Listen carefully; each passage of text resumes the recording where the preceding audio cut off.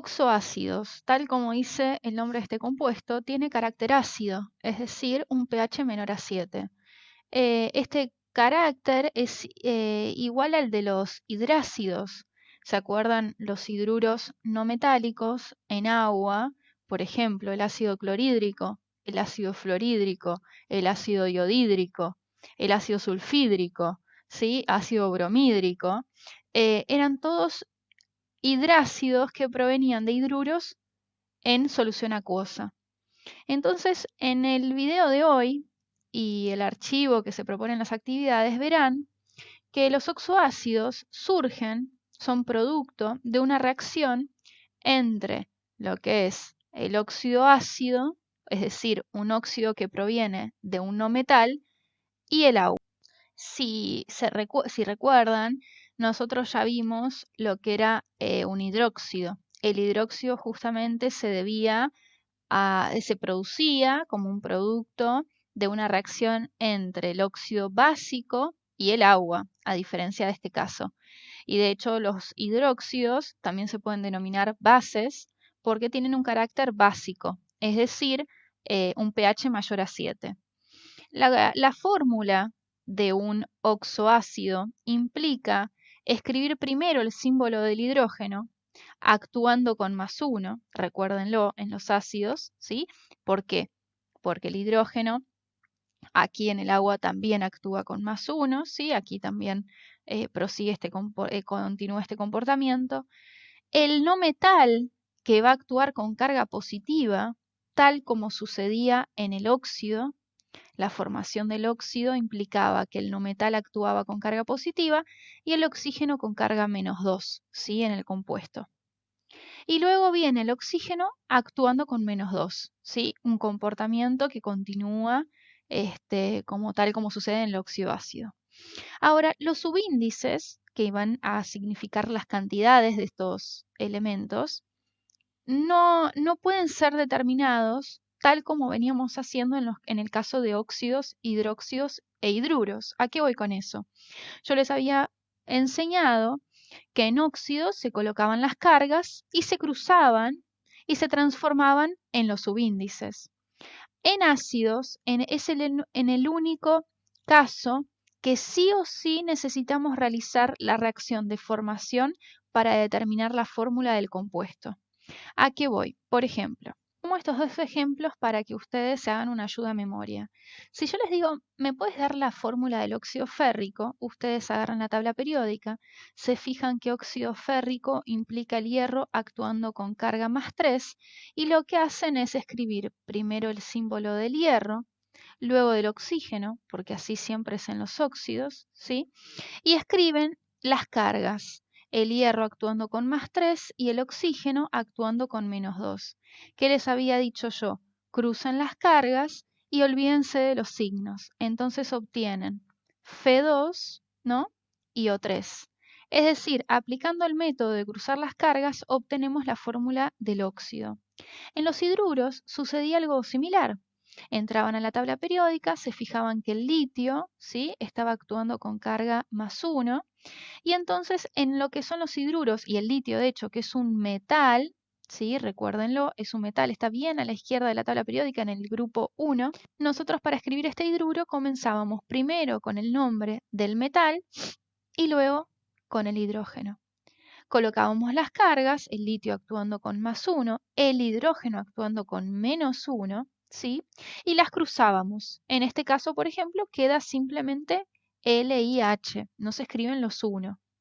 Bueno, y si vamos a otro hidruro, pero que sea no metálico, puede ser, por ejemplo, el cloruro de hidrógeno. Nosotros sabemos que es al revés del hidruro metálico. Escribiríamos primero el símbolo de H, del hidrógeno y luego el cloro. Y sabemos que en estos casos el hidrógeno está actuando con +1, porque es un hidruro no metálico, y el cloro actúa con la menor valencia y negativa, menor estado de oxidación y negativo. Las cargas se cruzan y termina quedando HCl. Entienden que esto se cumple siempre. Ahora, en ácidos, sí o sí necesitamos hacer la reacción de formación para llegar a la fórmula. Van a ver por qué. acá yo les puse 3 ítems importantísimos para que ustedes tengan en cuenta cuando tienen que escribir la fórmula de un oxoácido cuando yo les doy su nombre. Tienen que saber escribir la formación, la reacción de formación, ¿sí? Tienen que saber que se escribe la fórmula del oxoácido, primero el símbolo del hidrógeno, luego el no metal y luego el del oxígeno. Y tienen que obviamente conocer la nomenclatura. Fíjense este primer ejemplo. Dice ejemplo 2 porque en el ejemplo 1 es justamente al revés. Yo les doy la fórmula y ustedes me tienen que dar el nombre. Ya van a ver al final del video esa cuestión. Ejemplo 2, escribir la fórmula del ácido nitroso. Agarran la tabla periódica, saben que el elemento del cual estamos tratando es el nitrógeno y como dice Oso, sabemos que en este ácido el nitrógeno actúa con carga +3. Es lo único que podemos deducir. Además, el ácido nitroso se forma debido a el óxido ácido más agua, ¿sí? El ácido nitroso es un oxoácido, ¿sí? Entonces, para lograr la fórmula del ácido nitroso, sí o sí, como es un oxoácido, necesitamos realizar la reacción de formación y esto lo tenemos que saber. El óxido ácido del cual proviene el ácido nitroso es el óxido nitroso, ¿se entiende? Entonces, ¿qué ocurrió?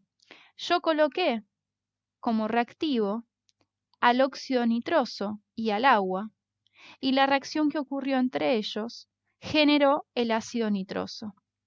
Entonces, para esto necesito el óxido nitroso, ¿verdad?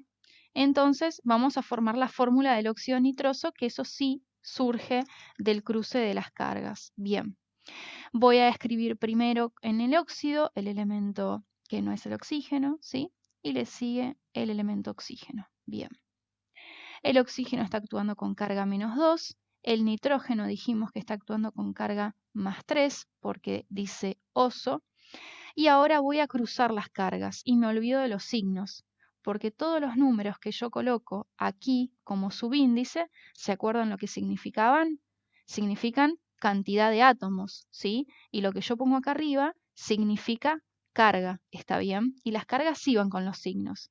Pero cuando yo cruzo las cargas para transformarlas en cantidades, me olvido de los signos, porque las cantidades siempre son positivas.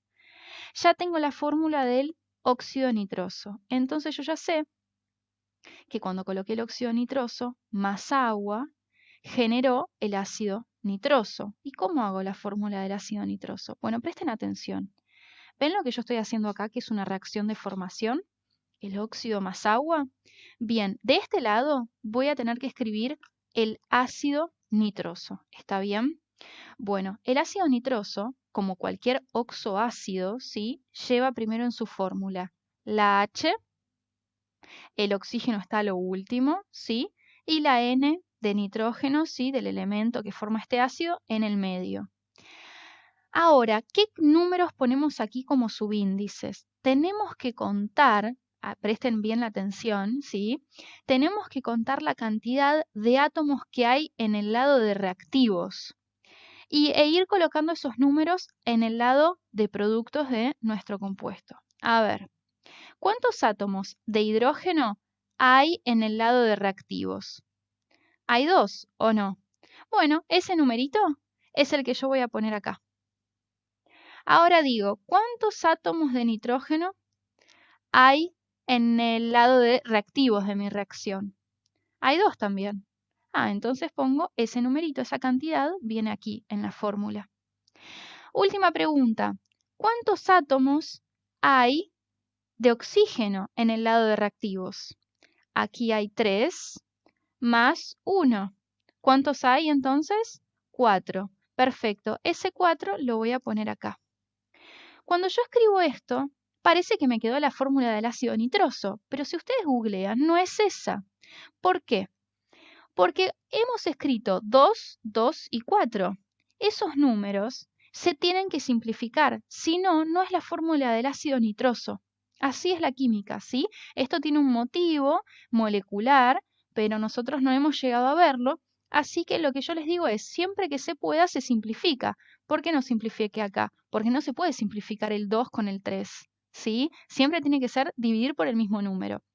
Entonces acá yo lo que voy a hacer es dividir por el número 2 a todos estos subíndices, ¿sí? Cuando yo divido por 2, este 2 se transforma en 1. 2 dividido 2, 1. 4 dividido 2, 2. Pasando a limpio me queda lo siguiente. Esta sí es la fórmula del ácido nitroso, ¿sí? Simplificando los subíndices lo hemos logrado. Ahora, siempre que yo escribo una reacción de formación, más allá de que la consigna no lo diga, la reacción tiene que estar balanceada. ¿Y qué pasó? Nosotros estábamos contando la cantidad de los átomos y colocándolas en el lado de productos, y eso ya nos estaba dando un compuesto que estaba balanceado, pero esta vez, habiendo simplificado, todo se redujo a la mitad. ¿A qué voy con esto? Chequen lo siguiente. Aquí tenemos 2 átomos de nitrógeno, ¿sí? Aquí tenemos uno solo, un átomo de nitrógeno. Aquí tenemos 4 átomos de oxígeno. Aquí tenemos solamente 2 átomos de oxígeno. ¿Ven que todo se redujo a la mitad? Aquí tenemos 2 átomos de hidrógeno y aquí tenemos uno solo. Entonces, ¿qué número, qué coeficiente estequiométrico yo coloco aquí para que la reacción quede balanceada?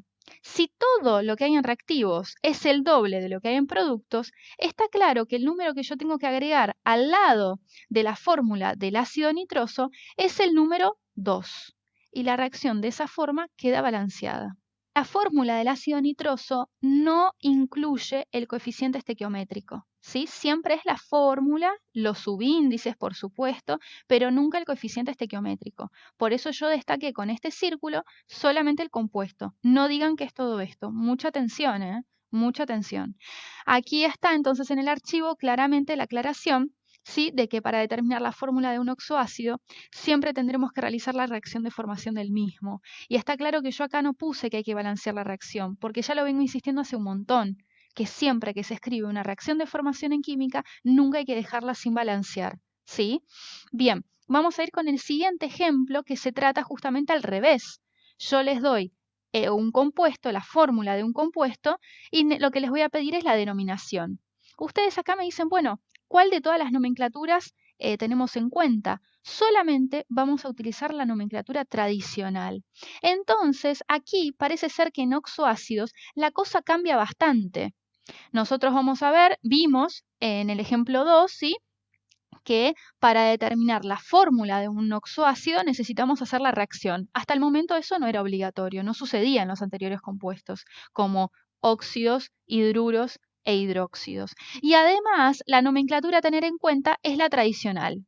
¿A qué voy con esto? Quiero saber el nombre de este compuesto. ¿Qué hago? Tengo que tener en cuenta dos cuestiones ahora. Que el hidrógeno actúa con +1 y que el oxígeno actúa con -2. Dicho esto, vamos a plantear nuestras ecuaciones. El hidrógeno actúa con +1, el oxígeno actúa con -2, entonces la ecuación que se genera es la siguiente. Tengo la carga 1 de un hidrógeno, la carga desconocida del nitrógeno, menos la carga 6 que me están proporcionando de forma negativa, ¿sí? Los 3 oxígenos. Igual a 0 porque la molécula es neutra. Dicho esto, podemos despejar la X que nos da 5, entonces el nitrógeno está actuando con carga +5. Entran en la tabla periódica y observan que el nitrógeno puede actuar tanto con +3 como con +5.